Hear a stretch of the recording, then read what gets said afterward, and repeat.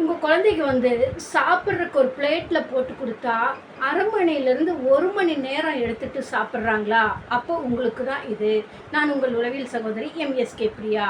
உங்கள் வீட்டில் இருக்கிற குழந்தைங்க சாப்பிட்றதுக்கு லேட் பண்ணுறாங்கன்னு நீங்கள் அசால்ட்டாக இருக்க வேண்டாம்.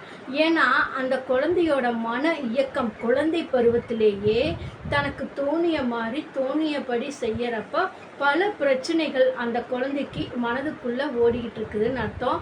இந்த மாதிரி லேட்டாக சாப்பிட்ற குழந்தைங்க பார்த்திங்கன்னா எழுதுறதுக்கு பிடிக்காது, எந்த செயலுமே லேட்டாக தான் செய்வாங்க, படிச்சுட்டேன்னு சொல்லுவாங்க, படித்தது கேட்டால் சொல்ல தெரியாது. இந்த மாதிரி பல சிக்கல்கள் அவங்களுக்குள்ளே இருக்கும். அப்போ படிப்புக்கும் லேட்டாக சாப்பிட்றதுக்கும் என்ன பிரச்சனைனா, கண்ணில் பார்க்கணும், மூளை சொல்லணும், கை வேலை செய்யணும். ஆனால் ஒரு மொபைல் பார்க்குறதுக்கு ஸ்க்ரோல் பண்ணுறதுக்கு ஸ்பீடாக வேலை செய்யும். அந்த காகினேட்டிவ் ஸ்கில்லும் அந்த பிரித்து பார்க்கும் தன்மையும் ரீல்ஸுக்கோ ஸ்க்ரால் பண்ணுறதுக்கோ கிடையாது.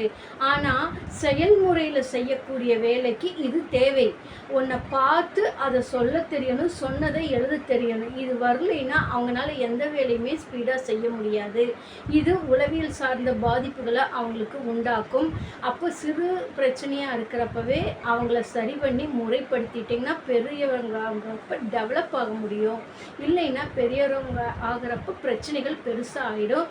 இவங்க எதுலேயுமே அடாப்ட் ஆக மாட்டீங்க. உங்கள் சுற்றுப்புற சூழலை சிந்திச்சு பாருங்கள். யாரெல்லாம் இப்படி இருக்கிறாங்க, எத்தனை பேர் வேலைக்கு போகாமல் இருக்கிறாங்க, எத்தனை பேர் திருமணம் வேண்டான்னு ஒதுக்கி வைக்கிறாங்க, பல குடும்ப பிரச்சனைகளை எதிர்கொள்கிறாங்கன்னு இதெல்லாம் தான் காரணம்.